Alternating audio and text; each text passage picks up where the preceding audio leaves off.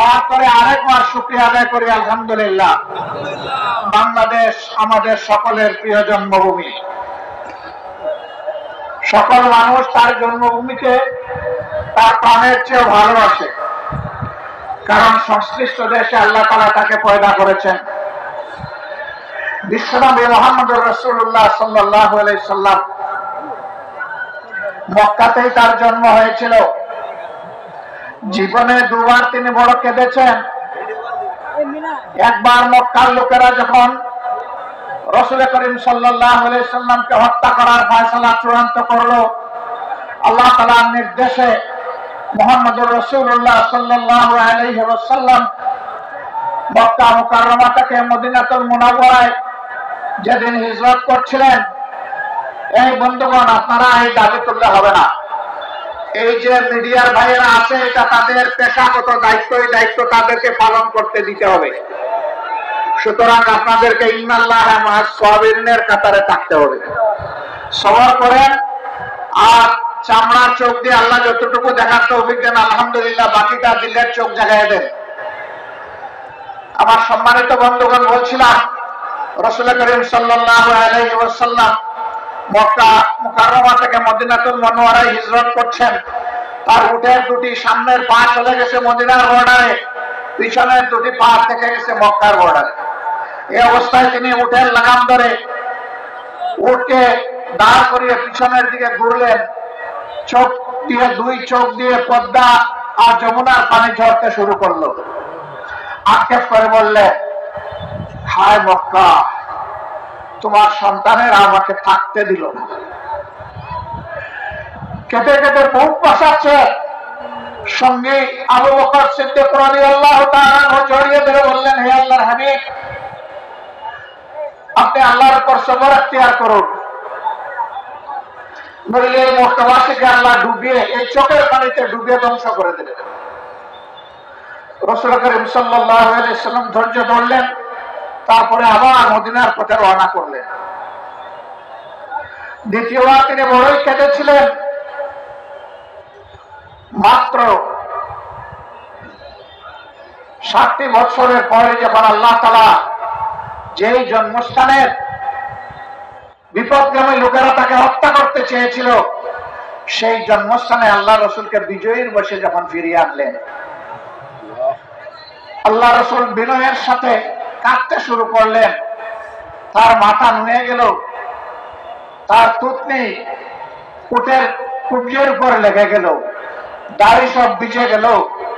কেঁদে কেঁদে আল্লাহ শুকরিয়া আদায় করলেন, হে আল্লাহ, এই মাটি থেকেই আমাকে তাড়িয়ে দেওয়া হয়েছিল, আর সম্মানের সাথে, নিরাপত্তার সাথে, সেই সাথে দ্বীন ইসলামকে বিজয়ী করে আজকে এই মাটিতে তুমি আমাকে ফিরিয়ে এনেছ। তিনি তো রাহমাতুল লিল আলামিন। তার অন্তরে তো সমস্ত সৃষ্টির জন্য আল্লাহ তাআলা রহমত ঢেলে দিয়েছিলেন, কিন্তু জন্মস্থান তারও নারী ধরে টান দিয়েছে। এই জন্মস্থানের মায়ায় তারও চোখ দিয়ে পানি টপ টপ করে পড়েছে। আমরা সবাই আমাদের দেশকে ভালোবাসি, এদেশের মানুষকে ভালোবাসি, আল্লাহ সৃষ্টি এই জমিনের উপর যা আছে সবকিছুকে ভালোবাসি। আমাদের দুর্ভাগ্য, স্বাধীনতা 23টি বছর এক এক করে চলে গেল।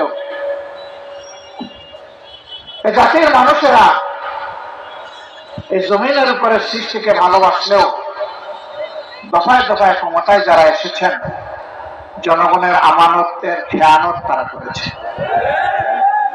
এই আমানতের মর্যাদা তারা রক্ষা করেননি। সেবকের কথা বলে ক্ষমতায় এসে তারা মালিক হয়ে বসেছিলেন। কম বেশি সবাই এই জাতিকে কষ্ট দিয়েছেন, জুলুম করেছে। সবচেয়ে বেশি কষ্ট দিয়েছে গত 15.5 বছরের ফ্যাসিস্ট সরকার। তারা সবার গায়ে হাত দিয়েছে। আমাদের সেনাবাহিনী দিয়ে শুরু করেছে, আর আমাদের বুকের সন্তান যুবক যুবতীদেরকে দিয়ে শেষ করেছে। হ্যাঁ, ক্ষমতায় আসার আগে 2006 সালের 28 অক্টোবর লগি বৈঠার তাণ্ডব চালিয়ে স্পষ্ট দিবালোকে নিরীহ মানুষগুলাকে হত্যা করে, ইমানদার মানুষগুলাকে হত্যা করে তাদের নিথর দেহের উপর দাঁড়িয়ে তারা নেচেছিল। তাদের রুচি কত নিম্ন পর্যায়ে এখান থেকে অনুমান করা যায়। এরপরে ক্ষমতায় আসার পর একটার পর একটা হত্যাকাণ্ড তারা সংগঠিত করেছে। সর্বশেষ 2024 সালের 5 আগস্ট যেদিন তারা ক্ষমতা ছেড়ে দিশাহারা হয়ে পালালো, সেই দিন পর্যন্ত তারা গণহত্যা চালিয়ে হাজার হাজার মানুষকে খুন করেছে। 34,000-এর উপর মানুষকে তারা পঙ্গু করেছে।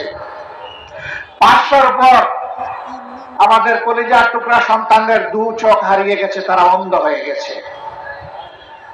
এই দুনিয়ার সৌন্দর্য আর তারা কখনো দেখবে না। 750-এর উপর 1 চোখ হারাইয়া বাকি চোখটি নিয়ে তারা ঝুঁকিতে আছে। 34,000 মানুষ তারা জীবনের তরে পঙ্গু হয়ে গেছে। 300-র মতো মানুষ মেরুদণ্ডে বুলেটের আঘাতে জর্জরিত হয়ে প্যারালাইজ হয়ে বিছনায় পড়ে আছে। জীবনে হাত উঠে বসতে পারবে না, দাঁড়াতে পারবে না, নিজের হাতে নিজের কাজ করতে পারবে না, এমনকি আল্লাহর দেওয়া রিজিকও নিজ হাতে তুলে খেতে পারবে না। এখানে হাসপাতালের বেডে কাটায় এরা এত নিষ্ঠুর ছিলেন, এত নির্মম। নিজের দেশের জনগণের ট্যাক্সের টাকায় কিনা অস্ত্র জনগণের বুকে রাখে গেছে। আমাদের প্রিয় সন্তান আবু সাইদ গভীর আস্থানি আত্মপ্রত্যয় নিয়ে এই ধারণা নিয়ে সে বুক পেতে দিয়েছিল যে না, আমার দেশের মানুষ আমাকে খুন করবে না। 2 টাকা মেলে বলেছিল, বুকের ভিতরে তুমুল ঝড়, বুক পেতেছি গুলি কর। 1, 2, 3টা গুলি করে তাকে ফেলে দেওয়া হলো। তারপরে তার লাশ নিয়ে অনেক নাটক করা।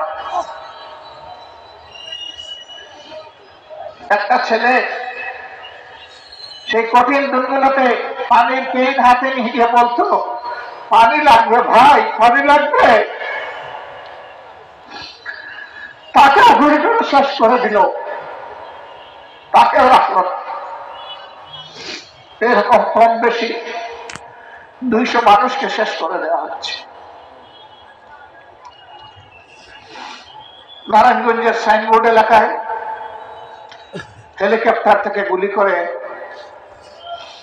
আমার একটা যুবতী বোন সুমাইয়াকে খুন করা হলো। আল্লাহ তাদের সকলকে শহীদ হিসাবে কবুল করে। মাত্র 2 মাসের একটা অবুঝ সন্তান দুনিয়া এসে রেখে গেছে।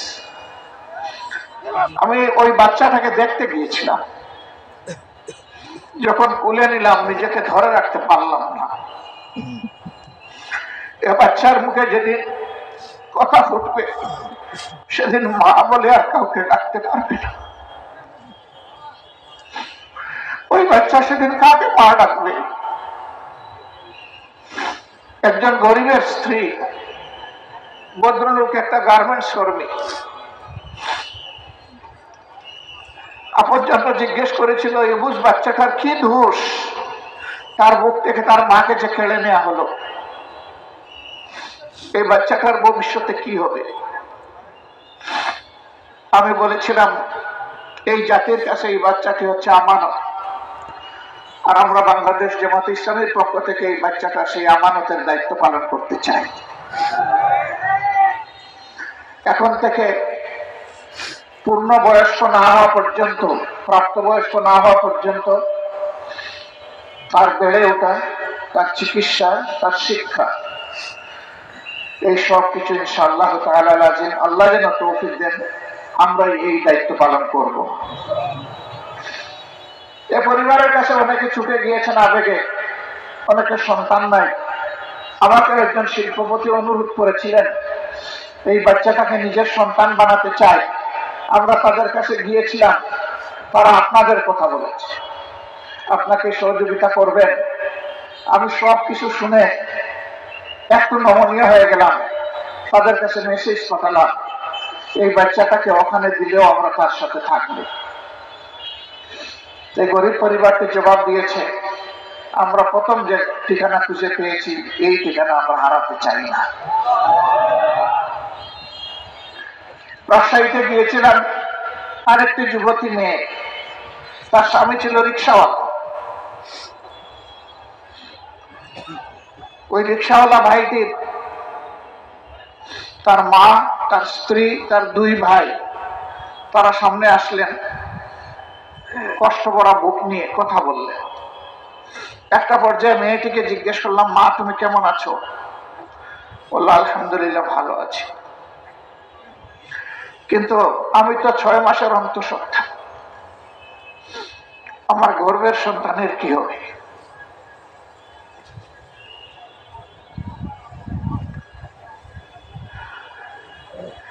মেয়েটিকে বলেছিলাম, তোমাকে মা যখন ডেকেছি তখন গর্ভের সন্তান ওই জাতির সম্পদ এবং আমাদের, এরও দায়িত্ব আল্লাহর উপর ভরসা করে আমরা নিলাম এবং সারা পরিবারের দায়িত্ব নিলাম। আলহামদুলিল্লাহ, এরকম যেখানে গিয়েছি চেষ্টা করেছি, কিন্তু তাদের আপনজন আমরা ফিরাই দিতে পারবো না।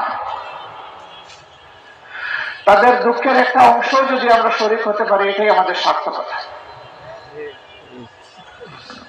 এত জীবন গেল, এত লোক পঙ্গু হলো কি জন্যে? কেন আমাদের সন্তানেরা রাস্তায় বুক পেতে নেমেছিল?